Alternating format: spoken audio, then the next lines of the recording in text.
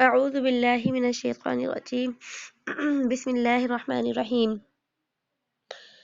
وَإِن يُكَذِّبُوكَ فَقَدْ كَذَّبَتْ قَبْلَهُمْ قَوْمُ نُوحٍ وَعَادٌ وَثَمُودَ۔ اور اگر جھٹلائیں تجھ کو، وَإِن يُكَذِّبُوكَ، اور اگر جھٹلائے آپ کو، فَقَدْ كَذَّبَتْ، پس تحقیق جھٹلا چکی ہے، قَبْلَهُمْ، ان سے پہلے، قوم نوح، نوح کی قوم، وعاد اور قوم عاد، وثمود اور قوم سمود، وقوم ابراہیم وقوم لوط اور ابراہیم کی قوم اور لوط علیہ السلام کی قوم، واصحاب مدین وکذب موسیٰ، اور مدین والے لوگ اور جھٹلائے،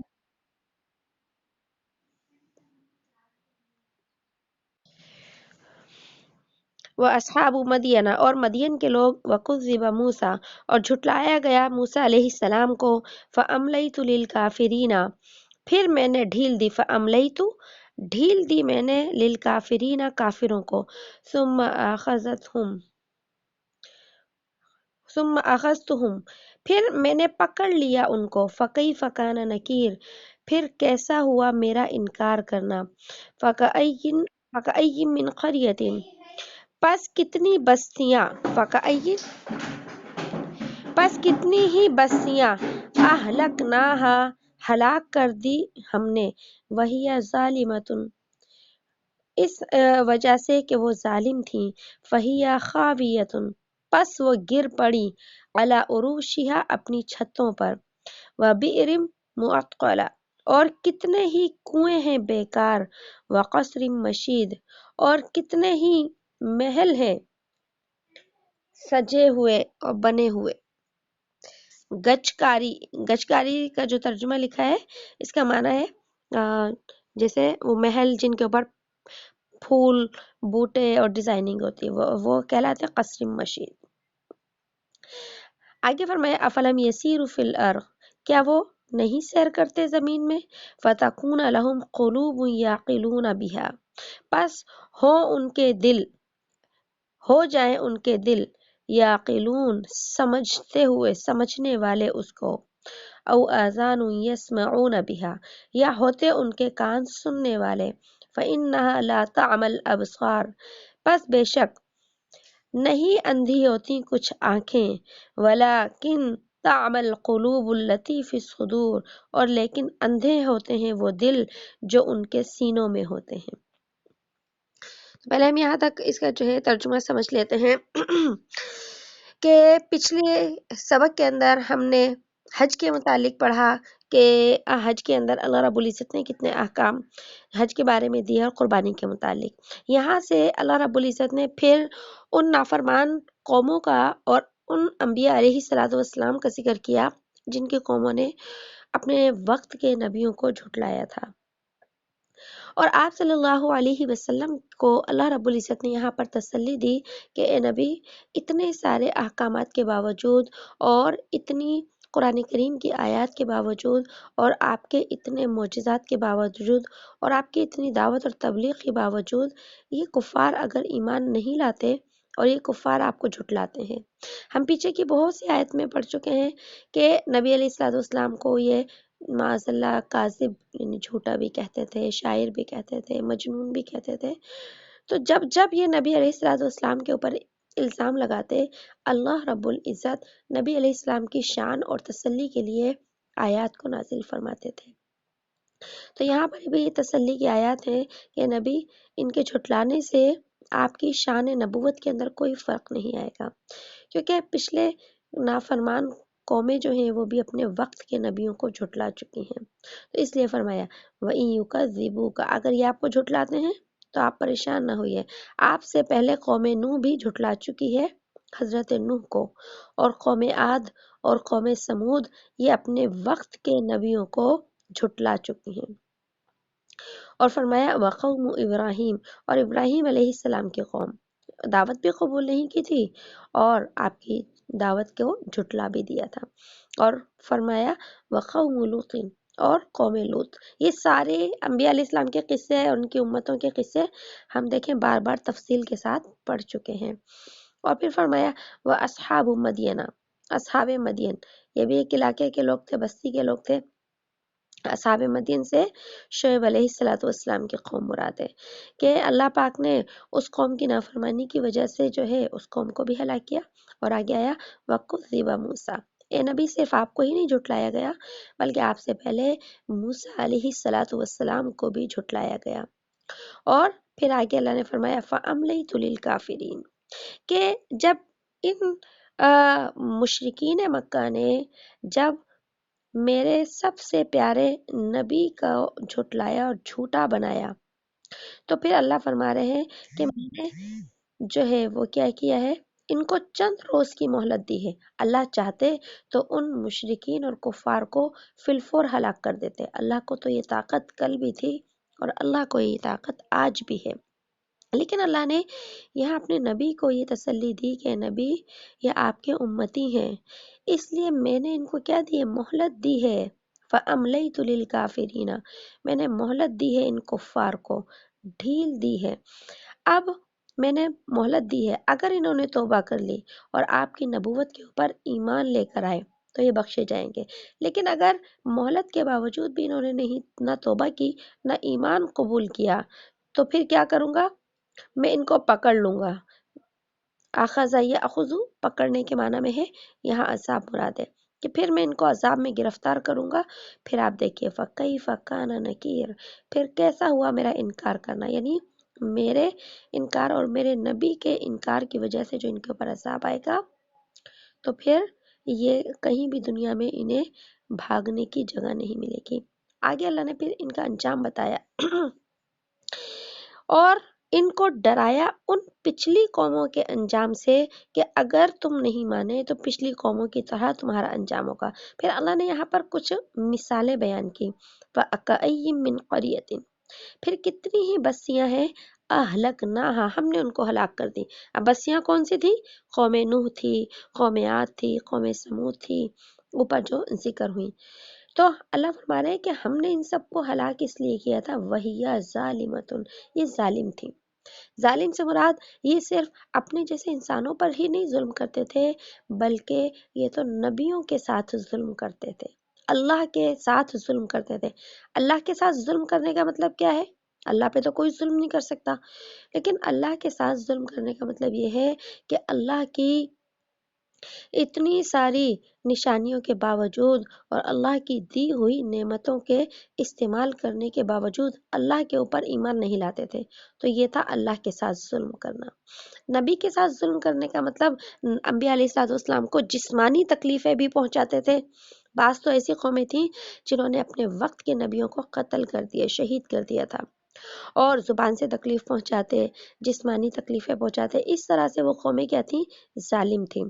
جب وہ ظالم تھیں تو اللہ نے فرمایا فَهِيَ خَاوِيَةٌ عَلَى عُرُوشِهَا، اب وہ گر پڑی اپنی چھتوں پر، اب چھتوں پر گر پڑی، یہاں پر ایک گویا کہ مثال دی ہے اللہ نے کہ جو انہوں نے اپنے رہائش کے لیے اتنے عالیشان محل بنائے ہوئے تھے، اتنے خوبصورت گھر بنائے ہوئے تھے، تو اللہ نے ان کو گھروں کو ویران کر دیا، برباد کر دیا، اور کیسے، عذاب سے، کہ اور حقیقت میں وہ گھر کیسے کہ ان کی دیواریں گری، اور جب دیواریں کسی مکان کی گرتی ہیں تو چھتیں خود بخود کیا ہوتی ہیں، ان کی گر جاتی ہیں۔ تو اللہ نے ان کے رہنے کے گھروں کو بھی کیا کر دیا تھا، جن گھروں میں وہ غفلت کی زندگی گزارتے تھے ان گھروں کو ہی اللہ نے برباد کر دیا۔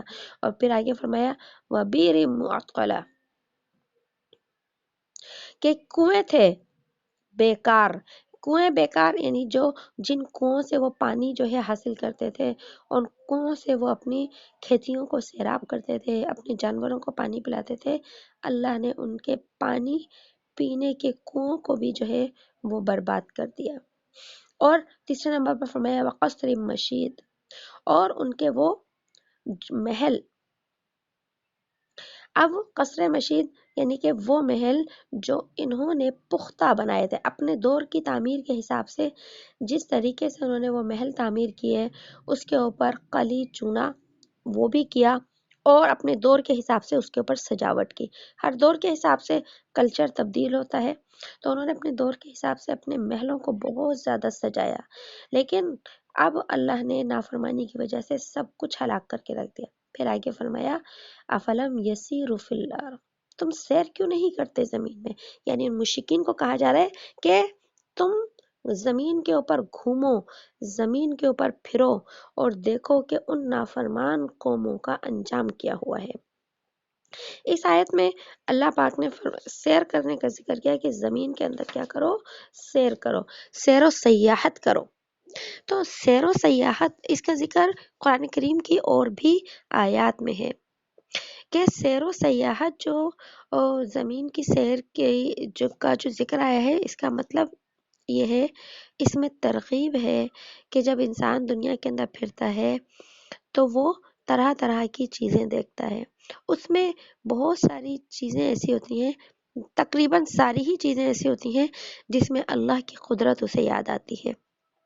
اور جب انسان گزری ہوئی قوموں کے حالات اور ان کے مقامات سے گزرتا ہے تو ان کی تباہی اور بربادی کے جب وہ نظارے دیکھتا ہے تو پھر جو ہے وہ کیا ہوتی ہے، اسے ایک عبرت نظر آتی ہے کہ جو نافرمان ہوتے ہیں وہ اللہ کے عذاب کا شکار بن جاتے ہیں. اس لیے اللہ نے فرمایا کہ ان مشرکین کو کہو کہ اگر تمہیں یہاں گویا کہ مکہ اور مدینہ میں رہ کر اگر ایمان لانے کی توفیق نہیں ہوتی اور جو ہے یہ نبی کا بھی مذاق اڑاتے ہیں، تو ان کو کہو کہ دنیا کے اندر گھومیں، ان جگہوں کو دیکھیں، ان مقامات کو دیکھیں جن مقامات پر اللہ نے گزری ہوئی قوموں کو ہلاک کر دیا تھا. اور جب یہ دیکھیں گے تو انہیں ہر جگہ سے کیا ملے گی، ایک نصیحت ملے گی. حضرت مالک بن دینار رحمۃ اللہ علیہ ایک اللہ والے تھے. ان کا ایک قول جو ہے وہ نقل کیا گیا ہے کہ اللہ تعالیٰ نے حضرت موسیٰ علیہ السلام کو یہ حکم دیا، اے موسیٰ لوہے کے جوتے بناؤ اور لوہے کا عصا اپنے ہاتھ میں لو، یعنی لوہے کا ڈنڈا اپنے ہاتھ میں لو اور اللہ کی زمین میں پھرو. اللہ کی زمین میں اتنے پھرو گھومو کہ یہ تمہارے لوہے کے جوتے گھس جائیں اور آہنی یہ لوہے کا عصا بھی ٹوٹ جائے. تو اگر انسان اتنا گھومتا ہے تو اس کا مطلب صرف سیر و سیاحت نہیں ہوتا، بلکہ مقصد یہ ہوتا ہے کہ وہ عبرت اور بصیرت کی نگاہ سے جو ہے اللہ کی زمین کو دیکھے. اس لیے یہ ان کو کہا گیا کہ گھوم پھر کر دیکھو، اگر تم باز نہیں آؤ گے تو تمہیں بھی یوں ہی ہلاک کر دیا جائے گا. اس لیے فرمایا افلم یسیروا فی الارض، کیا وہ سیر نہیں کرتے زمین میں، فتکون لہم قلوب، پس ہوتے ہیں دل ان کے، یعقلون پس ہوتے ان کے دل سمجھتے ہوئے، اس کو سمجھتے کہ جب وہ عبرت کی نگاہ سے دیکھتے تو انہیں پتہ چل جاتا کہ اگر آج ہم نے رب کی بات نہیں مانی تو ہمارا انجام بھی عنقریب یہی ہوگا. اور ان کے کان سنتے اس کو کہ وہاں کی باتوں کو اور آوازوں کو، یعنی کہ عبرت کی نگاہ سے انہیں پتہ چلتا، دل کے راز سے بھی، دماغ کے راز سے بھی، کانوں کے راز سے بھی، آنکھوں کے راز سے بھی، کہ وہ اپنے انجام کو دیکھ لیتے. لیکن اللہ نے فرمایا فَإِنَّهَا لَا تَعْمَى الْأَبْصَارُ، کہ بہت سے کچھ آنکھیں اندھی نہیں ہوتی. یہاں پر اللہ رب العزت نے ایک تشبیہ دی ہے کہ کچھ لوگ ایسے ہوتے ہیں جن کی آنکھیں بظاہر جو ہے وہ کام کر رہی ہوتی ہیں، ان کو آنکھوں سے نظر آ رہا ہوتا ہے، لیکن تعمى القلوب، ان کا وہ دل التي في الصدور جو سینوں میں ہے، وہ دل اندھے ہوتے ہیں. آنکھیں اندھی نہیں ہوتی، دل اندھے ہوتے ہیں. جب دل اندھے ہوتے ہیں تو انسان کو ان روشن آنکھوں سے بھی کچھ نظر نہیں آتا. جب دل اندھے ہوتے ہیں تو اللہ کی کاریگری بھی نظر نہیں آتی. جب دل اندھے ہوتے ہیں تو عبرت کے مقامات کے اوپر جا کر بھی انسان کو عبرت نہیں ملا کرتی. لیکن جس انسان کی دل کی آنکھیں روشن ہوں، اگرچہ اس کے جسم کی آنکھیں بند ہوں، تو اللہ پاک دل کی ان روشن آنکھوں سے ہی اسے حق دکھا دیتے ہیں. اور دل، کتنے ایسے لوگ ہیں دیکھیں دنیا میں نابینا ہوتے ہیں، لیکن اکثر نابینا ایسے ہوتے ہیں اگر دین سے جڑے ہوں وہ حافظ قرآن ہوتے ہیں، آنکھوں سے نظر نہیں آ رہا لیکن دل کی بصیرت کی نگاہ کھلی ہے تو کیا بن گئے؟ حافظ قرآن بن گئے۔ دل آنکھوں سے دنیا نہیں دیکھ رہے لیکن دل میں بصیرت ہے، ایمان قبول کر لیا۔ تو اس لیے فرمایا کہ یہ اب دیکھیں ان کی دل کی آنکھیں تو بند تھی اور ان مشرکین کی جسم کی آنکھ کھلی تھی کہ نبی علیہ الصلوۃ والسلام کا دیدار اپنی آنکھوں سے کیا کرتے تھے، لیکن دل کی آنکھیں بند تھیں کہ نبی کی نبوت کو نہیں پہچان سکے۔ جسم کے کان کھلے تھے، دل کے کان بند تھے، جب بھی نبی کی نبوت والی زبان سے قرآن سن کر بھی ایمان نہیں لا سکے۔ جس نبی کی نبوت پر درخت بھی جو ہے ایمان لائے، پتھر بھی ایمان لائے۔ ابو جہل کا واقعہ ہے نا کہ اس نے ہاتھ میں جو ہے مٹھی بند کر لی اور نبی سے کہا کہ بھتیجے یہ بتا دے، اگر تو یہ بتا دے کہ میرے ہاتھ میں کیا ہے تو میں تجھے نبی مان لوں گا۔ تو جب آپ صلی اللہ علیہ وسلم نے مٹھی کھولنے کا حکم دیا، جب اس نے مٹھی کھولی تو ہاتھ میں جو پتھر تھے، کنکریاں تھیں، ان سے آواز آئی لا الہ الا اللہ محمد رسول اللہ۔ تو یہ نبی کا معجزہ تھا۔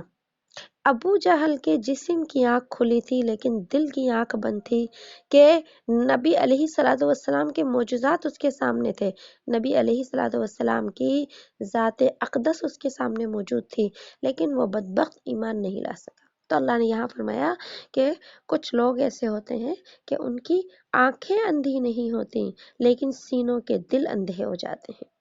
اور آگے فرمایا وَيَسْتَعْجِلُونَكَ بِالْعَذَابِ، اور وہ جلدی مانگتے ہیں آپ سے عذاب، وَلَن يُخْلِفَ اللَّهُ وَعْدَهُ، اور ہرگز نہیں خلاف کرتا اللہ اپنے وعدے کے، وَإِنَّ يَوْمًا عِندَ رَبِّكَ، اور بے شک وہ دن، وَإِنَّ يَوْمًا، اور بے شک وہ دن، عند ربک، تیرے رب کے پاس، کألف سنۃ، 1000 برس کی طرح ہے، 1000 برس کے برابر ہے، مما تعدون، جو تم شمار کرتے ہو۔ کہ اللہ پاک نے اب ان مشرکین کی ایک اور بری عادت کا ذکر فرمایا اور فرمایا کہ یہ جو مشرکین ہیں، یہ جو نافرمان ہیں میرے نبی کے، یہ اتنے بے خوف ہیں، اتنے نڈر ہیں کہ ان کو ڈر ہی نہیں لگتا کہ ایک تو کافر ہے، نافرمان ہے اور ڈرتے بھی نہیں ہیں، بلکہ کیا کرتے تھے، اگر آپ سچے ہیں تو عذاب لے آؤ پھر ہمارے اوپر۔ ہم یہ والی آیات پہلے بھی بہت دفعہ پڑھ چکے ہیں کہ یہ کہتے تھے، ابو جہل بھی کہتا تھا نا کہ عذاب لے آؤ، اگر ہم تو مانتے نہیں، نہ تمہیں مانتے نہ تمہارے رب کو مانتے، اور تم یہ کہتے ہو کہ جی ہمارے اوپر عذاب آئے گا، تو اگر تم سچے ہو تو عذاب لے کر آؤ۔ اللہ نے فرمایا کہ عذاب کو جلدی مانگتے ہیں، لیکن اللہ فرما رہے ہیں کہ میں نے تو کفار کے لیے کفر کے اوپر جو ہے وہ عذاب کا وعدہ کر رکھا ہے، اور ان نافرمانوں کو بتا دو اللہ کبھی بھی وعدہ خلافی نہیں کرتا۔ ہاں، اگر انہوں نے ایمان قبول کر لیا تو میری بخشش کا وعدہ ہے ان سے، لیکن اگر انہوں نے کفر کو نہیں چھوڑا اور حالت کفر میں مر گئے تو ان کو بتا دو کہ اللہ کا وعدہ ہمیشہ سچا ہوتا ہے، کبھی اللہ اپنے وعدے کے خلاف نہیں کرتا۔ مطلب وَلَن يُخْلِفَ اللَّهُ وَعْدَهُ، اللہ ہرگز اپنے وعدے کے خلاف نہیں کرے گا۔ عذاب آئے گا، تم مانگ رہے ہو عذاب، آئے گا وہ عذاب۔ اور فرمایا کہ اب یا تو دنیا میں آ جائے گا، جیسے ہم نے پڑھا غزوہ بدر کے اندر عذاب آیا تھا کہ 70 کفار کے سردار کو مار کر ایک کنویں کے اندر ڈالا گیا تھا۔ غزوہ احد میں پھر ان کے اوپر عذاب آیا کہ صحابہ کرام کی تلواروں سے یہ مارے گئے۔ لیکن اگر کچھ کفار ایسے ہیں جن کے اوپر دنیا میں عذاب نہیں بھی آیا تو اللہ کا وعدہ ہے کہ قیامت کے دن ان کے اوپر عذاب ضرور بضرور آئے گا۔ اور پھر اللہ نے فرمایا کہ جب یہ قیامت کے دن کھڑے ہوں گے تو ان کا عذاب کا جو دن ہوگا وہ کتنا لمبا ہوگا۔ وَإِنَّ يَوْمًا عِندَ رَبِّكَ، بے شک وہ دن تیرے رب کے نزدیک 1000 سال کے برابر ہے، مما تعدون، جو تم گنتے ہو۔ یعنی اگر تم اپنی گنتی سے شمار کرنا چاہو تو قیامت کا ایک دن جو ہے وہ 1000 سال کے برابر ہے۔ اب 1000 سال کے برابر، جبکہ سورہ معارج کے اندر ایک اور آیت آئی ہے، اس کے اندر آتا ہے کہ قیامت کا ایک دن 50,000 سال کے برابر ہے۔ وَكَانَ مِقْدَارُهُ 50,000 سَنَةٍ، وہاں آتا ہے 50,000 سال کے برابر ہے، اور اس صورت میں حج میں آتا ہے کہ 1,000 سال کے برابر ہے۔ تو اب یہ 1,000 سال کے برابر ہونے کا مطلب کیا ہے؟ مطلب یہ ہے کہ قیامت کا دن اتنا خطرناک ہوگا، اتنا خوفناک ہوگا کہ ان کو یہ دن اتنا لمبا محسوس ہوگا جیسے کہ اپنی دنیا میں وہ 1,000 سال گزار دیں۔ انسان کو دیکھیں، فطرت انسان کی کہ خوشی کا زمانہ اسے بہت چھوٹا سا لگتا ہے، خوشی کے وقت، خوشی کے لمحات اسے لگتا ہے بہت جلدی گزر جاتے ہیں، اور جب غم اور پریشانی، دکھ اور بیماری آتی ہے تو اسے لگتا ہے کہ وقت بہت مشکل سے کٹ رہا ہے۔ تو اس لیے اللہ نے فرمایا کہ اس دن جب یہ تکلیفوں کو دیکھیں گے، ان کو لگے گا کہ ہمارا یہ ایک دن جو ہے وہ 1,000 سال کے برابر ہو گیا۔ اور اب جو دوسری آیت میں آیا ہے 50,000 سال کا، تو آیا 50 کا ہوگا یا 1,000 سال کا ہوگا؟ تو اس کے بارے میں مفسرین نے فرمایا کہ جس شخص کے جیسے گناہ ہوں گے تو اس کو یہ دن اسی طریقے کا محسوس ہوگا۔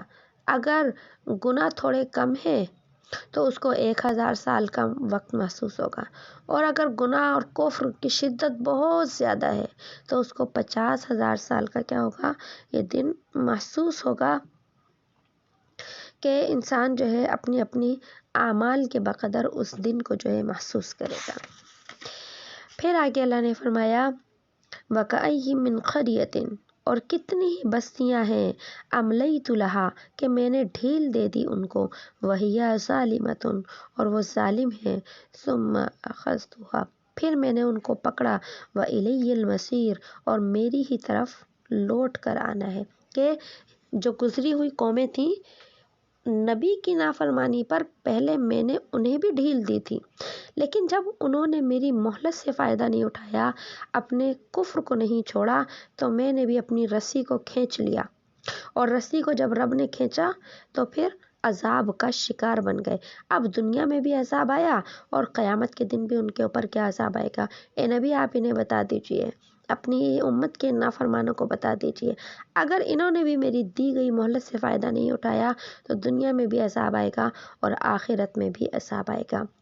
اور آگے فرمایا قُلْ يَا أَيُّهَا النَّاسِ، قل اے نبی آپ کہہ دیجئے، اے لوگو، انما انا لکم نذیر مبین، کہ بے شک میں تو تمہیں ڈر سنا دینے والا ہوں، نذیر مبین، کھول کر ڈرانے والا ہوں۔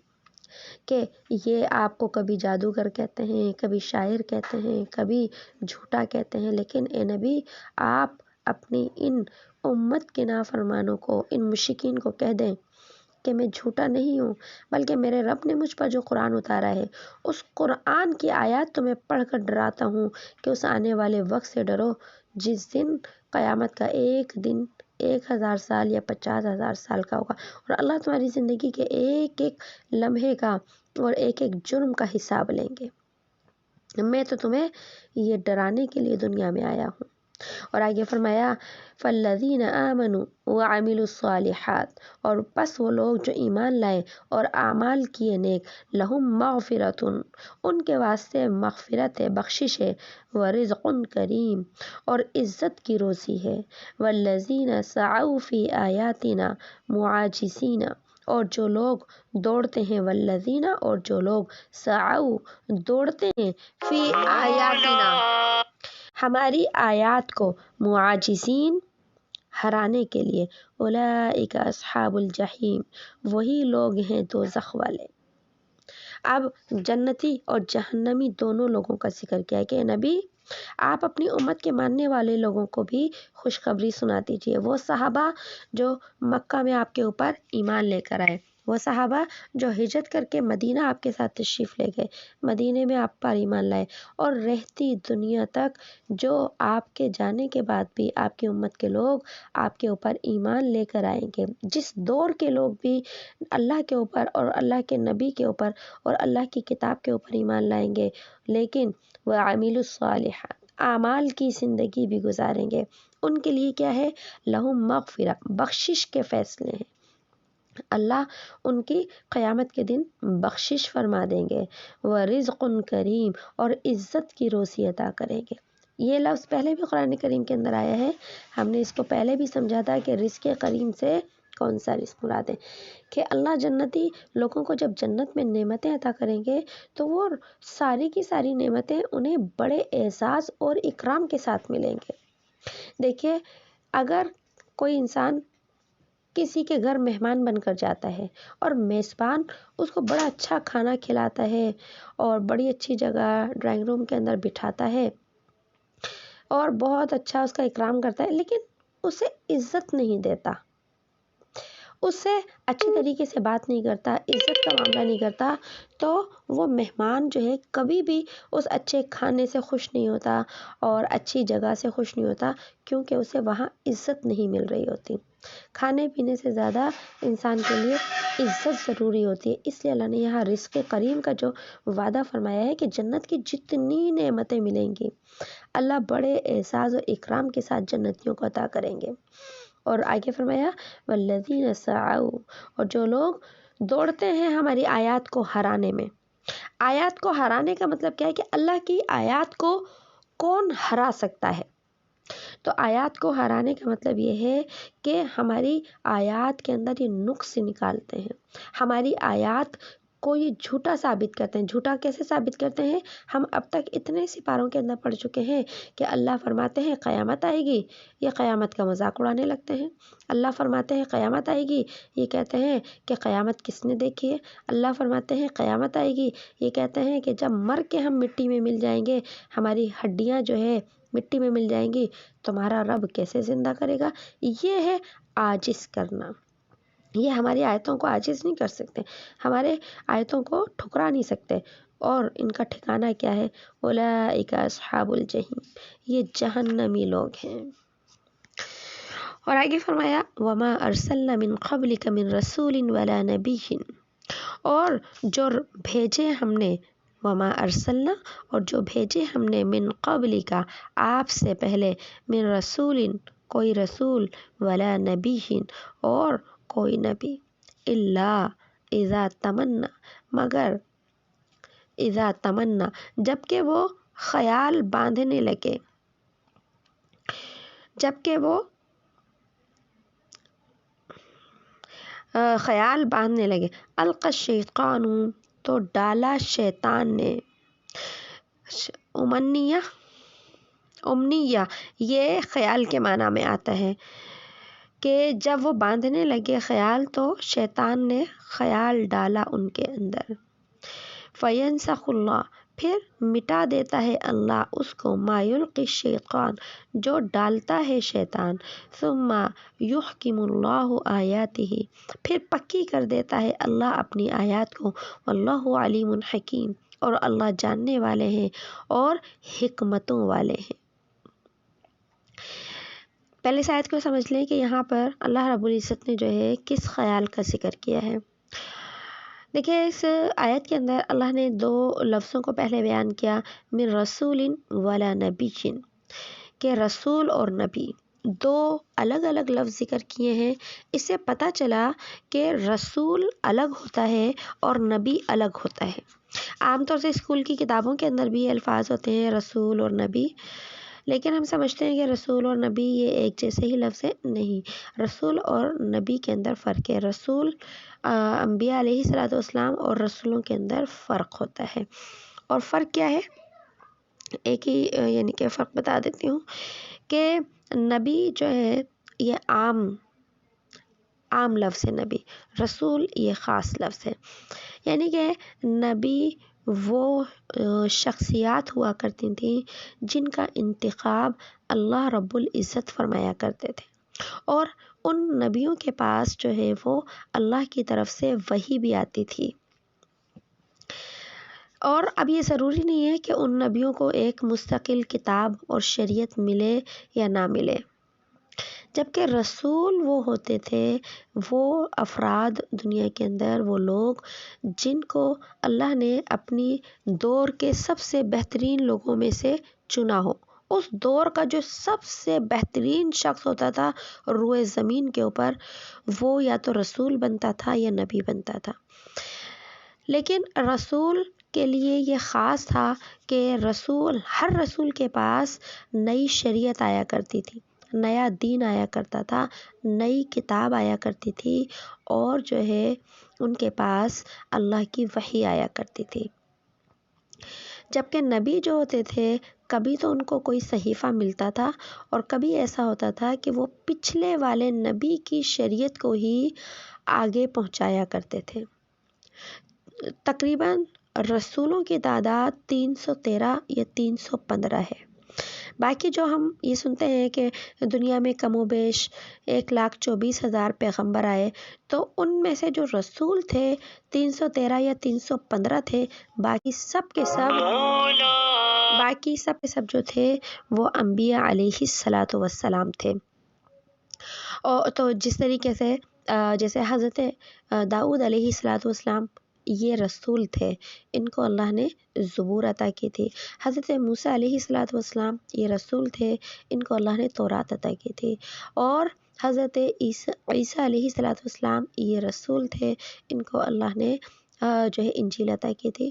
اور ہمارے پیارے نبی صلی اللہ علیہ وسلم بھی رسول ہیں، جن کو اللہ نے قرآن مجید عطا کیا ہے۔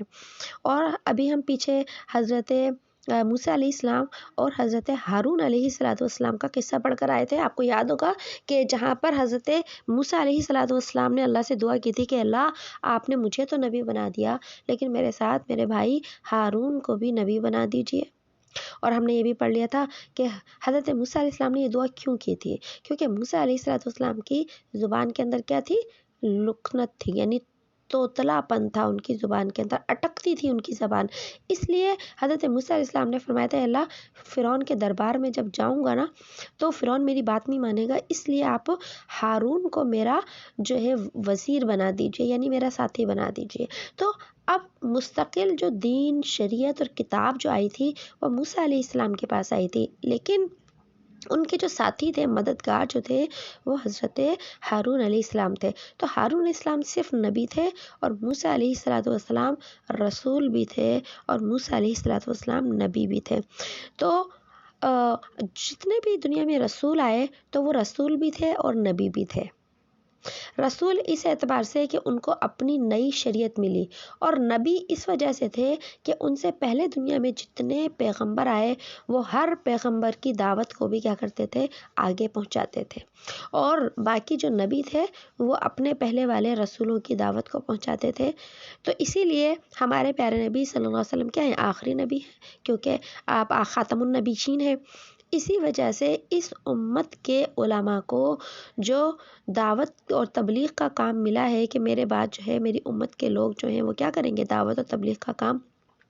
تو اسی وجہ سے اس امت کے جو علماء ہیں ان کو جو ہے دین کا وارث قرار دیا گیا، اور ان کی مثال جو ہے وہ موسیٰ علیہ بنی اسرائیل کے علماء کی طرح ہے، بنی اسرائیل کے انبیاء کی طرح ہے، کہ وہ اپنے نبی کی مدد کے لیے اللہ نے ان کو بھیجا تھا۔ تو اسی طرح اللہ پاک اس امت کے علماء سے نبی علیہ الصلاۃ والسلام کے دین کی خدمت کا کام لیتے ہیں۔ تو یہ تھا رسول اور نبی کا فرق۔ تو یہاں اللہ فرما رہے ہیں کہ اے نبی، میں نے آپ سے پہلے دنیا میں جتنے بھی رسول بھیجے اور جتنے بھی نبی بھیجے، تو ان نبیوں کے ساتھ بھی یہی ہوا اور آپ کے ساتھ بھی یہی ہوا۔ اب کیا ہوا آگے اللہ اس کو بیان فرما رہے ہیں کہ جب کسی بھی نبی کے پاس اور کسی بھی رسول کے پاس اللہ پاک کوئی وحی بھیجتے تھے، اور جب وہ رسول اور نبی اپنی امت کے لوگوں کو اللہ کا وہ پیغام سناتے، تو سامنے جو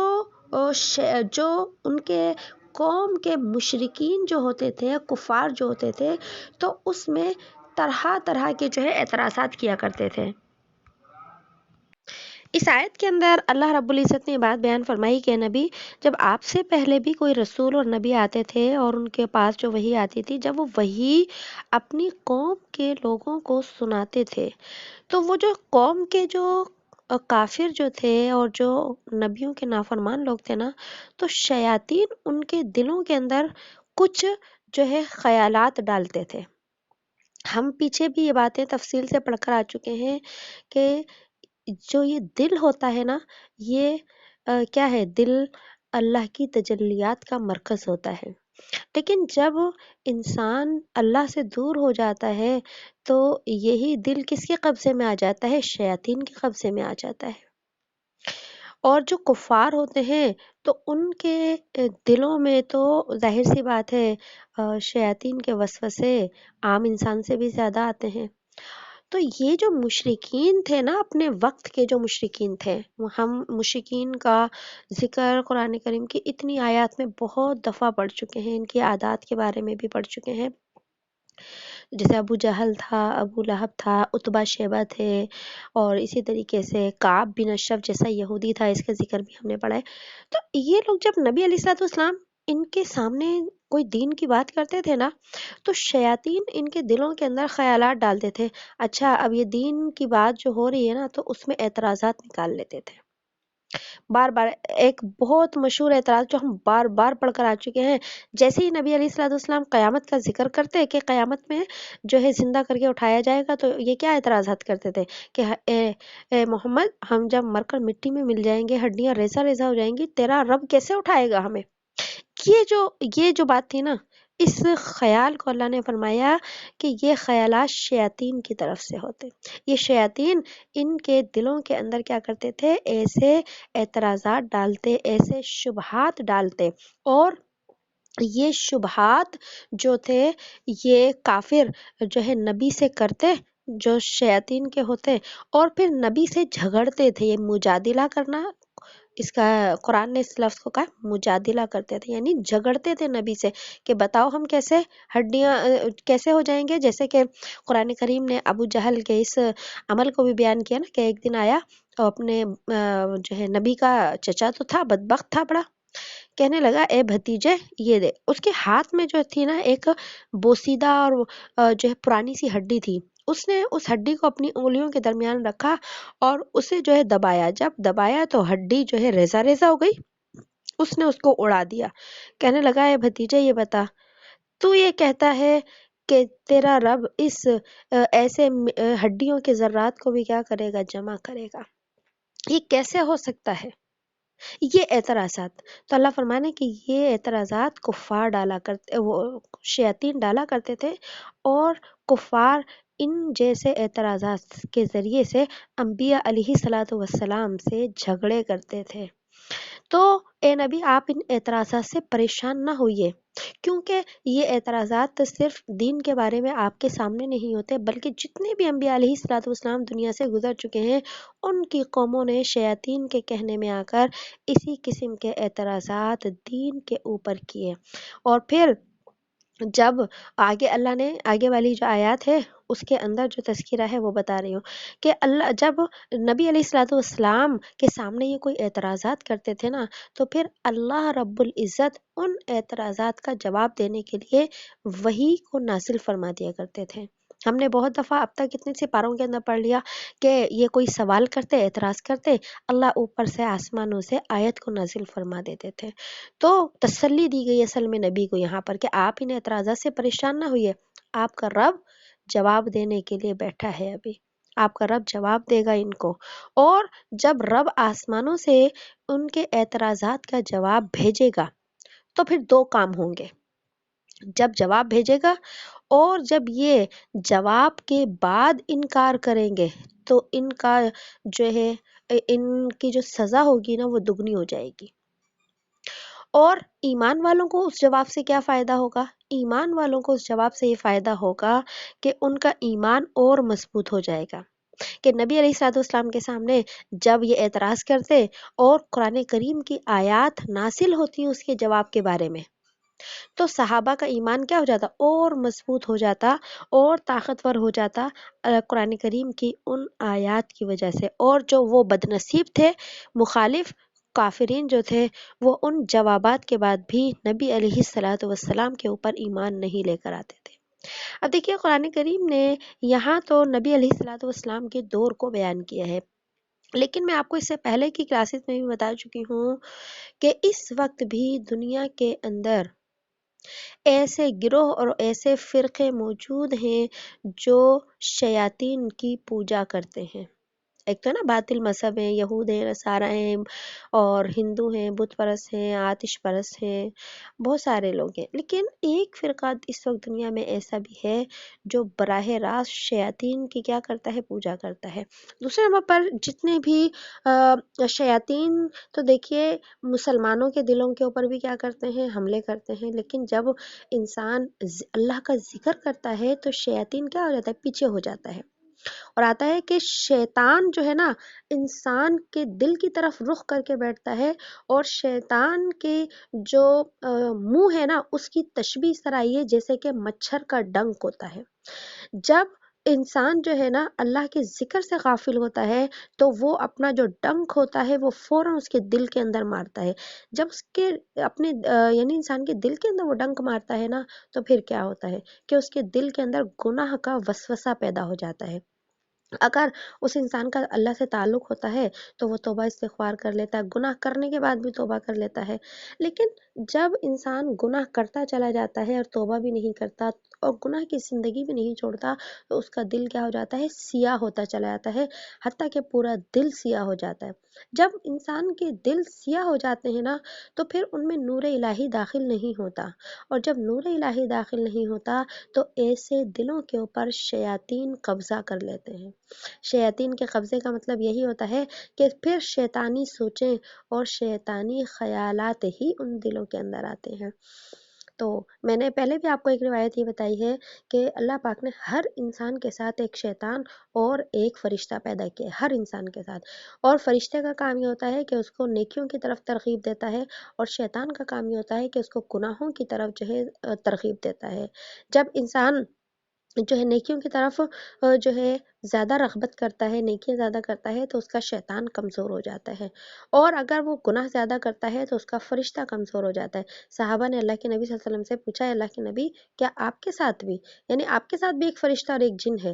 تو اللہ کے نبی نے فرمایا کہ ہاں میرے ساتھ بھی، لیکن وہ مجھ سے مغلوب ہو گیا، یعنی کہ میرا جو ہے، جو شیطان ہے وہ مجھ پر غلبہ نہیں پا سکتا، وہ مجھے کبھی بھی برائی کی طرف نہیں لے کے جا سکتا۔ آپ تو نبی تھے لیکن یہ امت کی کیا ہے، آزمائش ہے۔ تو اس وقت میں یہ بتا رہی تھی کہ ایسے لوگ موجود ہیں جو شیاطین کی پوجا کر رہے ہیں، اور ہماری فلم انڈسٹری کے اندر، ہماری ڈرامہ کی انڈسٹری کے اندر، ہماری شوبز کی انڈسٹری کے اندر باقاعدہ ایسے لوگ موجود ہیں جن کو یہ لوگ پروموٹ کر رہے ہیں، ٹھیک ہے۔ تو اب اس کے علاوہ اس وقت باطل کا اتنا زور ہے سوشل میڈیا کے اوپر، اور جو ہے پرنٹ میڈیا کے اوپر، الیکٹرانک میڈیا کے اوپر، کہ بظاہر نام نہاد مسلمان، کہ ان کے اوپر لیبل کس کا لگا ہے، مسلمانوں کا لگا ہے، نام بھی مسلمانوں والا ہے، لیکن اندر سے وہ شیاطین کے خیالات کے ہم نوا ہیں، ان کی ساری باتیں شیاطین کے خیالات کی ترجمانی کرتی ہیں۔ تو اس لیے ہمیں ایسے لوگوں سے بچنے کی بہت زیادہ ضرورت ہے جو بظاہر اسلام کا لبادہ اوڑھ کر اسلام کے خلاف سازشیں کر رہے ہیں، اور ان کی سازشیں کیا ہوتی ہیں اسلام کے خلاف، دین اسلام کے اندر شکوک اور شبہات پیدا کرنا۔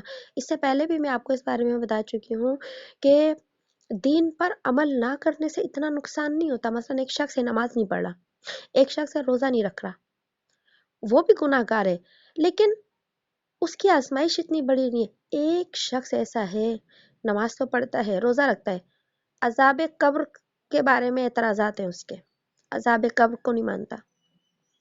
ایک شخص ہے نبی علیہ الصلوۃ والسلام کی نماز تو پڑھتا ہے لیکن نبی علیہ الصلوۃ والسلام کو خاتم النبی ہی نہیں مانتا، یہ ہے اعتراضات۔ ایک شخص ہے کہ جی وہ قرآن بھی پڑھتا ہے، نماز بھی، حدیثیں بھی، سب کچھ پڑھتا ہے، لیکن کہتا ہے حضرت عیسیٰ علیہ السلام کی وفات ہو گئی ہے، میں نہیں مانتا، سارے نبی مرے ہیں، سارے نبیوں کا انتقال ہوا ہے، حضرت عیسیٰ علیہ السلام کی وفات ہوئی ہے۔ یہ اعتراض تو انسان کو کافر کر دیتا ہے۔ تو آج کے دور میں بظاہر ہمارے میڈیا کے اوپر ایسے لوگ بیٹھے ہیں جو کہ اسی طرح کے شکوک اور شبہات پھیلا رہے ہیں، قربانی کے بارے میں شکوک اور شبہات پھیلائے جا رہے ہیں، حج کے بارے میں شکوک اور شبہات پھیلائے جا رہے ہیں۔ ہو سکتا ہے کہ آپ کے علم میں ایسی باتیں ہوں، اور یہ بھی ممکن ہے کہ آپ کے علم میں ایسی باتیں نہ ہوں، لیکن یہ سب کچھ حقیقت ہے جو میں بتا رہی ہوں۔ اس وقت کے مسلمان کو اگر دین سے نہیں ہٹایا جا رہا، دین سے ہٹانے میں کامیاب نہیں ہو رہے، تو وہ دین کے بارے میں شکوک اور شبہات ایک مسلمان کے دل میں ڈالیں، اور یہ شکوک اور شبہات کا ڈالنا، یہ شکوک اور شبہات میں آ جانا، یہ انسان کے ایمان کے لیے بہت بڑا خطرہ ہے۔ اس لیے آج کے دور میں ہمارا تعلق علماء کرام سے، اللہ والے لوگوں سے ہونا بہت زیادہ ضروری ہے، کہ اگر ہم دین کے بارے میں کوئی شک اور شبہ کا شکار بھی ہوں تو ہم اپنے اس شک اور شبہ کو فوراً دور کر لیں، کیونکہ جب انسان شک میں آ جاتا ہے نا، تو پھر اس کا ایمان جو ہے وہ کیا ہو جاتا ہے، ڈواڈول ہو جاتا ہے۔ اس لیے یہاں یہ شیطانی کام بتایا گیا کہ یہ جو مشرکین جو تھے اللہ کے نبی کے اوپر جو اعتراضات کیا کرتے تھے، تو یہ اپنی ذہن سے نہیں کیا کرتے تھے، بلکہ شیاطین یہ ساری باتیں ان کے ذہنوں میں ڈالا کرتے تھے، پھر وہ نبی سے آ کے لڑنا شروع کرتے اور جھگڑنا شروع کرتے تھے، اور پھر اللہ پاک کی مدد و نصرت انبیاء علیہ الصلوۃ والسلام کے ساتھ ہوتی، اور اللہ پاک جو ہے پھر اپنے نبی کے اوپر ان کے جواب نازل فرما دیتا تھا۔ تو یہاں پر اس آیت میں یہی بیان فرمایا کہ شیطان کیا کرتا ہے، ان کے دلوں کے اندر خیال ڈالتا، فَيَنْسَخُ اللَّهُ مَا يُلْقِي الشَّيْطَانُ، پھر مٹا دیتا اللہ جو ڈالتا شیطان۔ اب مٹا دینے کا مطلب کیا ہے، کہ اللہ آسمان سے جواب نازل کرتے، اور جو شیطان نے وسوسے ڈالے ہوتے تھے، اعتراضات کیے ہوتے تھے، ان کو اللہ ختم کر دیتا۔ ثم یحکم اللہ آیاتہ، پھر پکی کر دیتا، یحکم پکی کر دیتا اللہ آیاتہ، اپنی آیات، اپنی باتیں، واللہ علیم حکیم، اور اللہ خوب جاننے والے ہیں اور حکمتوں والے ہیں۔ تو اللہ پاک اپنی آیتوں کو مضبوط کر دیتا، مطلب یہ ہے کہ صحابہ کرام جو ہے اس سے خوب مطمئن ہو جاتے، اور اللہ پاک تو ہر چیز کا علم رکھنے والا ہے کہ کون ایمان والا ہے اور کون جو ہے بے ایمان ہے۔ اور پھر آگے اللہ پاک نے ایک اور بات بیان فرمائی، لِيَجْعَلَ مَا يُلْقِي الشَّيْطَانُ فِتْنَةً، تاکہ ڈالے، یہ اس وجہ سے لِيَجْعَلَ، کہ جو یلقی شیطان، جو ڈالتا ہے شیطان، فتنتاً فتنہ۔ پہلے آیت کو سمجھ لیں پھر ترجمہ سمجھ میں آئے گا۔ اللہ پاک اس آیت میں بات بیان فرما رہے ہیں کہ شیطان جو ہے ان کے دلوں میں فتنے ڈالتا کیوں تھا۔ دیکھیے اللہ تو قادر ہے نا، ان اللہ علی کل شیء قدیر، اللہ ہر چیز کے اوپر قادر ہے، تو اللہ تو شیطان کے اوپر بھی قادر ہے۔ اللہ چاہے تو شیطان کو تو یہ طاقت ہی نہ ملے کہ وہ کسی کے دل میں کوئی فتنہ ڈال سکے، تو یہ شیطان کو یہ طاقت کیوں ملی ہوئی تھی کہ وہ لوگوں کے، ان مشرکین کے دلوں میں کیا ڈالتے، فتنے ڈالتے۔ اللہ اس بات کو بیان فرما رہے کہ شیطان کا یہ جو فتنہ، یہ جو اعتراضات ڈالنا اور اسلام کے بارے میں شکوک اور شبہات جو ڈالنا ہوتا تھا، یہ اس وجہ سے تاکہ دنیا کے انسانوں کی آزمائش ہو سکے، کیونکہ اللہ نے آخرت کو تو غیب بنایا ہے نا، چھپی ہوئی چیز بنایا ہے، اور کامیاب وہی ہے جو آزمائش کے بعد جو ہے کیا ہو جائے، کامیاب ہو جائے۔ اگر دنیا میں دیکھیے آزمائش ہوتی ہی نہ، پھر تو سارے کے سارے جنتی بن جاتے۔ اگر دنیا میں کفر نہ ہوتا تو سارے کے سارے ایمان والے ہوتے، دنیا میں اگر گناہ نہ ہوتا تو سارے کے سارے مومن ہوتے، اگر دنیا کے اندر شیطان نہ ہوتا تو سارے کے سارے ولی اللہ بن جاتے۔ اللہ یہ فرما رہے ہیں کہ یہ شیطان جو ڈالتا ہے اعتراضات، اس سے کیا ہوتی ہے، انسانوں کی آزمائش ہوتی ہے کہ کون نبی کے اوپر آنکھیں بند کر کے ایمان لاتا ہے، کون اس آزمائش کے اندر کیا ہوتا ہے، کامیاب ہوتا ہے۔ اب اس آزمائش دو لوگوں کی ہوتی ہے، ایمان والوں کی بھی آزمائش ہوتی ہے، کافروں کی بھی آزمائش ہوتی ہے۔ کافر جو اس آزمائش سے نکل جاتے ہیں تو کفر سے اسلام کو قبول کر لیتے ہیں، لیکن جو اس آزمائش میں ناکام ہو جاتے ہیں تو ان کا دل کفر کے اندر مزید سخت ہو جاتا ہے، کہ وہ جو ہے نبی کی بات کو سن کر یقین کرتے ہی نہیں ہیں۔ ان کا اعتراض تھا، اللہ نے پھر قرآن کریم کی دوسری آیت کو نازل فرما دیا، تو بھی وہ اپنے کفر کو نہیں چھوڑتے، تو اب یہ آزمائش ہو گئی، ان کا کفر اور پکا ہو گیا۔ اور ایمان والوں کی آزمائش کہ اب جب نبی کی زبان سے وہ قرآن کریم کی آیات کو سنتے ہیں تو ان کا ایمان کیا ہو جاتا اور مضبوط ہو جاتا. تو اس آزمائش میں کافر ناکام ہو جاتے اور ایمان والے جو ہے وہ کیا ہو جاتے ایمان والے کامیاب ہو جاتے. اس لیے اللہ پاک نے گویا کہ یہ آزمائش رکھی اور شیطان کو یہ قدرت ہے کہ اب وہ دین اسلام کے بارے میں شکوک اور شبہات پیدا کرے. اور یہ شکوک اور شبہات صرف دور نبوت کے اندر نہیں تھے، یہ ہر دور کے اندر ہیں، ہر دور کے اندر اور موجودہ دور کے اندر بھی ہیں. میں نے آپ کو بتایا تھا ایک نام جاوید احمد غامدی کا. یہ شخص اس وقت سوشل میڈیا کے اوپر، یوٹیوب کے اوپر بہت زیادہ متحرک ہیں. اور اسی کے ساتھ ساتھ غلام احمد پرویز، یہ شخص انتقال کر چکا ہے، لیکن جو ہے یہ شخص باطل فرقے سے تعلق رکھتا ہے. اس کے بارے میں تو کفر کا فتویٰ ہے غلام احمد پرویز کے بارے میں، کیونکہ یہ صرف کتاب اللہ کا قائل ہے، سنت رسول کا منکر ہے یہ. تو آج بھی ایسے لوگ موجود ہیں اس دنیا کے اندر، ہمارے ارد گرد بھی موجود ہیں. تو فرمایا لیجعل، تاکہ اس واسطے جو کچھ ڈالا ہے، ما یلقی الشیطان، جو ڈالا ہے شیطان نے، فتنتن، آزمائش، اعتراض، للذین فی قلوبہم مرض، ان لوگوں کے دلوں میں، للذین فی قلوبہم، ان لوگوں کے لیے جن کے دلوں میں مرض ہے. اب مرض سے مراد یہاں پر کیا ہے؟ کفر کا مرض، کہ جن لوگوں کے دلوں میں کفر ہے.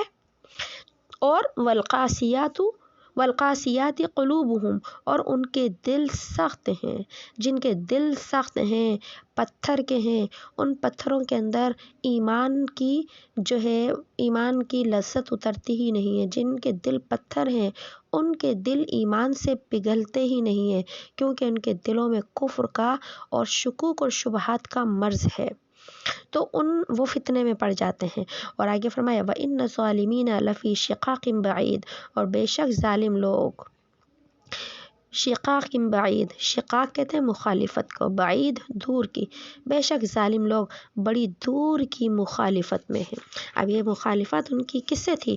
نبی علیہ السلام سے، اور جو ہے وہ اللہ سے، کہ اتنا اللہ نے حق واضح کر دیا. قرآن کریم کے اندر کتنی آیات ہم نے پڑھی ہیں اللہ کی سچائی، اللہ کی وحدانیت کی اور نبی کی نبوت کی، لیکن اس کے باوجود بھی یہ لوگ مخالفت کرتے ہیں، تو یہ بڑی دور کی گمراہی کے اندر ہیں.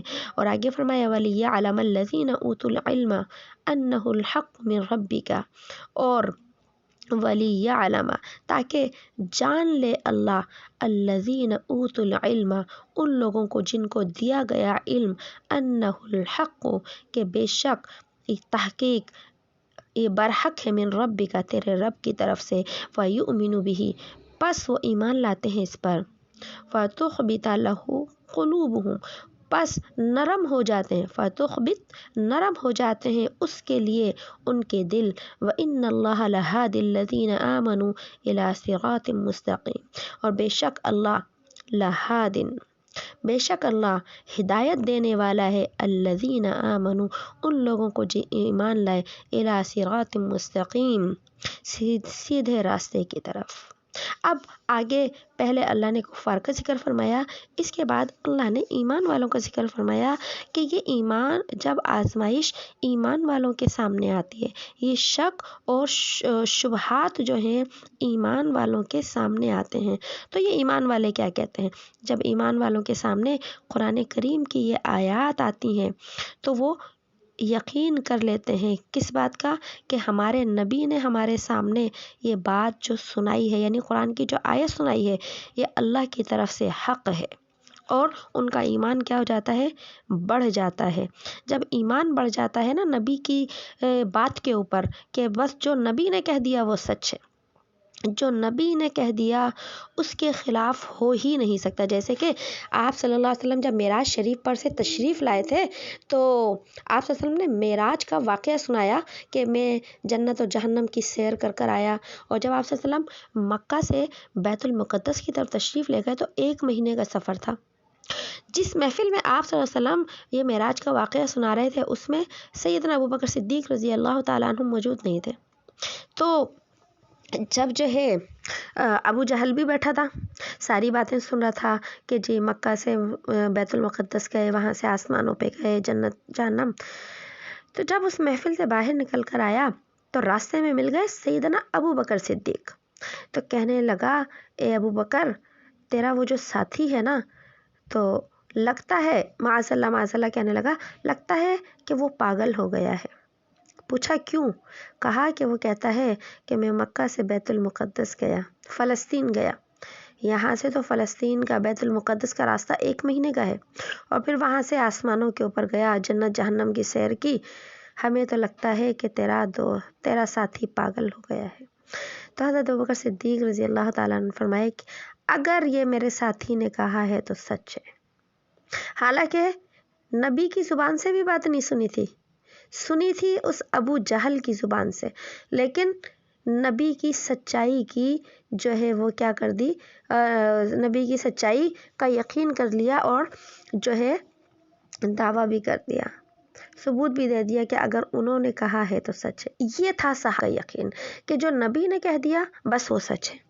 تو اس لیے اللہ نے یہاں پر اسی کا ذکر فرمایا کہ اوت العلم، جن کو علم دیا گیا اللہ کی طرف سے، انہ الحق من ربک، کہ بے شک وہ کہتے ہیں کہ یہ بات برحق ہے تیرے رب کی طرف سے، اور اس کے اوپر کیا کر لیتے ہیں، فیؤمنوا بھی، ایمان لے آتے ہیں. جیسے ابوبکر صدیق کیا ہے، ایمان لانے کا مطلب اسے سچ مان لے.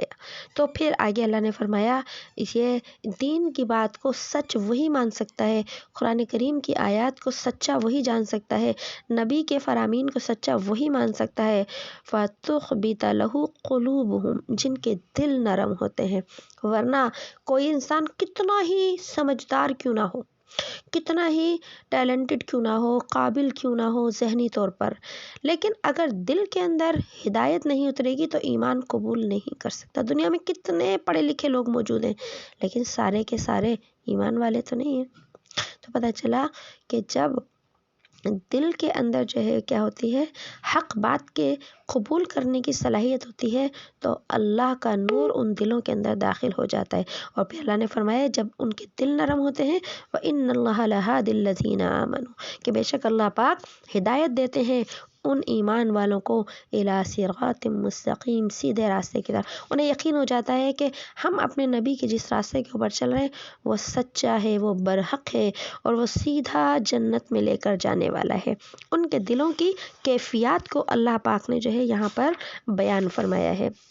اور آگے فرمایا وَلَا يَزَالُ الَّذِينَ كَفَرُوا فِي مِرْيَةٍ مِّنْهُ، اور ہمیشہ رہے گا، وَلَا يَزَالُ، ہمیشہ رہے گا، الَّذِينَ كَفَرُوا، جو لوگ کافر ہیں، فِي مِرْيَةٍ مِّنْهُ، ہمیشہ رہیں گے کافر لوگ دھوکے میں اس سے. مریا دھوکا، ہمیشہ رہیں گے کافر دھوکے میں اس سے.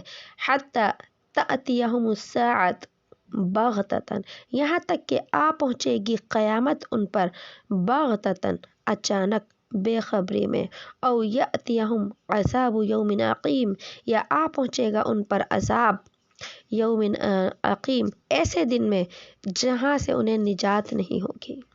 اب آگے اللہ نے فرمایا کہ جو کافر ہیں، جو شک و شبے میں پڑے ہیں، تو یہ تو دھوکے کی زندگی گزار رہے ہیں. یہ قرآن سے بھی دھوکے میں ہیں، نبی کی نبوت سے بھی دھوکے میں ہیں، رب کی وحدانیت سے بھی دھوکے میں ہیں، قیامت سے بھی دھوکے میں. یہ سمجھتے دھوکا کیا کہ رب کی ذات ہے ہی نہیں، نبی سچے ہیں ہی نہیں، قرآن جو ہے شاعری کی کتاب ہے، قیامت آئے گی نہیں، مر کے قبر ہوگی نہیں، اور موت کے بعد زندگی ختم ہو جائے گی. یہ سارے دھوکے میں ہیں. اور اس دھوکے سے آنکھ کب کھلے گی ان کی، یہاں تک کہ آ پہنچے گی ان پر قیامت. قیامت آئے گی تو ان کا دھوکا ختم ہو جائے گا اور پتہ چلے گا ہم تو ساری دھوکے کی زندگی گزارتے رہے. اب دیکھیے قیامت تو ہر انسان کے اوپر نہیں آئے گی. ابو جہل تھا، اس کے اوپر اس کے دور میں تو قیامت نہیں آئی، ابو لہب کی دور میں قیامت نہیں آئی، اور اسی طرح اس دور میں اور آج تک بھی قیامت نہیں آئی. لیکن اس دور سے لے کر آج کے دور تک کتنے مشرکین ہیں، کتنے اللہ کے نافرمان ہیں، کتنے کفار ہیں. تو اللہ نے ان کو بتا دیا کہ یا تو قیامت آئے گی نافرمانوں پر، اور اگر قیامت نہیں آئی ان کے دور کے اندر تو موت تو آئے گی. ابو جہل کو بھی آ گئی، ابو لہب کو بھی آ گئی، عتبہ شیبہ کو بھی آ گئی، اور مشرکین کو بھی آ گئی. تو فرمایا اگر قیامت آئی تو قیامت کے دن بھی عذاب دیکھیں گے، اور موت آئی تو موت کے ساتھ ہی عذاب کا دروازہ ان کے لیے کھل جائے گا، اور یہ جو دھوکے کی زندگی ہے اس سے ان کی آنکھ کھل جائے گی۔ اور آگے فرمایا الملک یومئذ للہ، راج بادشاہت آج کے دن اللہ کی ہے۔ یہ سمجھتے ہیں کہ اس اللہ کی بادشاہی سے باہر نکل جائیں گے، نہیں، دنیا میں بھی بادشاہت اسی کا ہے، راج اسی کا ہے، قیامت کے دن بھی راج صرف اسی کا ہے۔ جس کی بادشاہت سارے کائنات کے اندر ہو، اس رب سے ٹکر لینا کتنی بڑی بے وقوفی کی بات ہے۔ اس رب سے ٹکرانا اور اس کو چیلنج کرنا، اس سے بڑی بے وقوفی دنیا کے اندر کوئی نہیں سکتی۔ اس لیے اللہ نے فرمایا کہ قیامت کے دن جب ان سارے مشرکین کو کھڑا کیا جائے گا، پھر یہ دیکھیں گے کہ جس جہنم کو یہ جھٹلاتے تھے وہ جہنم تو آ جا گئی، جس جنت کا یہ انکار کرتے تھے وہ جنت تو آ گئی۔ آتا ہے نا قرآن کریم کی دوسری آیت میں، جی یوم اسم بھی جہنم، اللہ جہنم کو کھینچ کر لے کر آئیں گے اور دکھائیں گے کہ دیکھو یہ ہے جہنم، اور پھر وَأُزْلِفَتِ الْجَنَّةُ لِلْمُتَّقِينَ، اللہ جنت کو لے کر آئیں گے اور فرمائیں گے دیکھو یہ ہے جنت۔ اس کا انکار کرتے تھے، اس جہنم کے عذاب کا انکار کرتے تھے۔ آپ بتاؤ آج کے دن تم کیسے بچو گے؟ کون ہے؟ الملک یومئذ للہ، اللہ فرمائیں گے میری بادشاہت ہے آج کے دن۔ میں بادشاہ اس وقت بھی تھا جب تمہارے پاس قرآن بھیجا میں نے، تمہیں جو ہے میں قرآن کی آیات سے سمجھاتا رہا کہ قیامت آئے گی، اپنے نبی کے اوپر ایمان لے کر آؤ، لیکن تم ایمان نہیں لائے۔ آگے اللہ فرماتے ہیں یحکم بینہم، فیصلہ کرے گا اللہ ان کے درمیان۔ اب ایک طرف اب فیصلہ تو ہوگا نا، حق اور باطل کا فیصلہ تو قیامت کے دن ہونا ہے۔ ایک طرف صحابہ ہوں گے تو ایک طرف کفار ہوں گے، ایک طرف نبی ہوں گے تو ایک طرف نبی کے مجرمین ہوں گے۔ فیصلہ تو اللہ کرے گا پھر جنتی اور جہنمیوں کے درمیان۔ اور آگے فرمایا فالذین آمنوا، اب فیصلہ کیسے ہوگا؟ فالذین آمنوا وعملوا الصالحات فی جنات النعیم، بس بے شک جو لوگ ایمان لائے اور اعمال صالحہ کیے وہ نعمتوں کی جنت میں ہوں گے۔ یہ ہے اللہ کا عدل، یہ ہے اللہ کا فیصلہ کہ ایمان والے اور بے ایمان ایک برابر نہیں ہو سکتے۔ والذین کفروا، اور جن لوگوں نے کفر کیا، وکذبوا بآیاتنا، اور جھٹلایا ہماری آیات کو، فاولئک لہم عذاب مہین، بس ان کے واسطے عذاب ہے ذلت کا۔ یہ اللہ فیصلہ کریں گے، اور اللہ نے قرآن کے اندر بیان فرما دیا کہ اس فیصلے کی گھڑی سے پہلے پہلے توبہ کر کر اور ایمان قبول کر کر آ جاؤ۔ اگلی والی آیت بھی تھوڑی سی ہیں، یہ پڑھ لیتے ہیں۔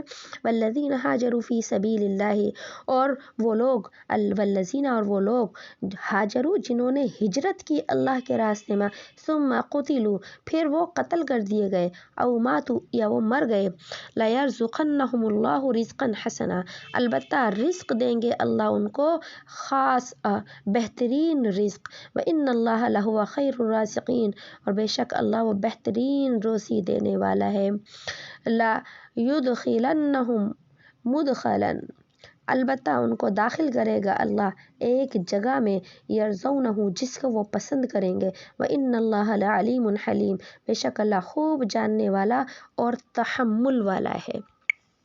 تو یہاں پر ابھی ہم نے کل کے سبق کے اندر بھی پڑھا تھا کہ صحابہ کرام کو اللہ نے ہجرت کرنے کا حکم دیا تھا مکہ سے مدینہ کی طرف۔ تو جن صحابہ کرام نے مکہ سے مدینہ کی طرف ہجرت کی، اپنے دین کی حفاظت کے لیے اپنا وطن چھوڑا، اپنا کاروبار، اپنی زمینیں، سب کچھ چھوڑا، اور ان کو وہ ہجرت کر گئے، تو پھر جو ہے اللہ نے فرمایا کہ ہجرت کے بعد بھی یا ہجرت سے پہلے انہیں جو ہے وہ اللہ کے راستے میں قتل کر دیا گیا، اللہ کے راستے میں شہید کر دیا گیا، وہ او ماتو یا وہ خود مر گئے، شہید نہیں ہوئے، اپنی موت طبی موت ان کی آ گئی، وفات ہو گئی۔ تو دونوں صورتوں میں ان کے لیے کیا ہے؟ اللہ رزق عطا فرمائیں گے ان کو، عزت کی روزی، یعنی اللہ انہیں جو ہے ناکام نہیں کریں گے۔ جو شہید ہوئے ہیں ان کا اجر بھی اللہ کے نزدیک ہے، جو اللہ کی طرف سے طبعی موت کا شکار ہوئے ان کو بھی جو ہے وہ عمدہ رزق ملے گا۔ عمدہ رزق وہی جنت کی نعمتیں، اور اللہ سب دینے والوں سے بہتر ہیں، یعنی خیر الرازقین ہے۔ دنیا میں کوئی شخص بھی کسی کو وہ کچھ نہیں دے سکتا جو میرا رب سب کو سب کچھ دے سکتا ہے، اور فرمایا کہ رزق ہی نہیں دے گا، دیکھیے انسان کی زندگی کی ایک بہت بڑی ضرورت ہے رزق، کھانا پینا، اور ایک بہت بڑی ضرورت ہے رہنے کی جگہ. حتیٰ کہ انسان سفر میں بھی ہوتا ہے نا، تو دیکھیے اسے عارضی طور پر بھی رہنے کے لیے جگہ کی ضرورت پڑتی ہے، تو انسان کسی ہوٹل کا کیا کرتا ہے، انتخاب کرتا ہے. تو دنیا بھی ایسی جگہ ہے جہاں پر انسان بغیر گھر کے نہیں رہ سکتا. تو جہاں ہمیشہ رہنا ہے وہاں کا گھر بھی تو ضروری ہے، اس لیے فرمایا رزق بھی دے گا، اور اللہ پاک ایسی جگہ میں ان کو رہائش دے گا جس کو وہ پسند کر گئے. یرضونہ، ہر جنتی کو اللہ ایسا مقام عطا کریں گے جو اس کی پسند اور چاہت کے مطابق ہوگا. جنت کی نعمتوں کی بہت ساری ہم آیات پڑھ چکے ہیں پہلے بھی، جنت کے محلات کے بارے میں، جنت کے رزق کے بارے میں، اور آگے بھی انشاءاللہ آئیں گی. اور آگے اللہ نے فرمایا وَإِنَّ اللَّهَ، بے شک اللہ سب کچھ جاننے والا ہے، حلیم، تحمل والا ہے. اس کو سمجھ لیں، تحمل والا، کہ اللہ علیم ہے کہ یہ جو کفار ہیں، مشرکین ہیں اور نبی کو ستانے والے ہیں، اللہ سب کو جانتے ہیں، اللہ کسی سے بے خبر نہیں ہے. لیکن اللہ ان کو اسی وقت ہلاک کیوں نہیں کرتے؟ اللہ ان کو اسی وقت ہلاک اس لیے نہیں کرتے کیونکہ اللہ کیا ہے، حلیم ہے، تحمل والے ہیں. کہ جیسے انسان ہوتا ہے نا جذباتی، ہم جیسے سارے انسان جذباتی ہوتے ہیں، ذرا سی بات پہ ہم جذبات میں آ جاتے ہیں، غصے میں آ جاتے ہیں، قوت برداشت کم ہوتی ہے ہماری. تو اللہ نے فرمایا کہ میں طاقتور تو ہوں لیکن ساتھ میں حلیم بھی ہوں، قوت برداشت بھی بہت ہے میرے اندر، اور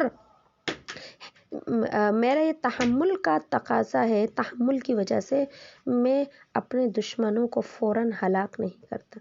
کیونکہ بڑی مشہور سی بات ہے جو ہم سنتے ہیں، اللہ پاک اپنے بندوں سے 70 ماؤں سے زیادہ محبت کرتے ہیں. تو یہ اللہ کی محبت کا تقاضا ہے کہ اللہ اپنے نافرمانوں کو اسی وقت ہلاک نہیں کرتے. اگر ہلاک کر دے تو ان کو توبہ کی مہلت نہیں ملے. تو آج ہم اپنا سبق جو ہے یہیں تک رکھتے ہیں.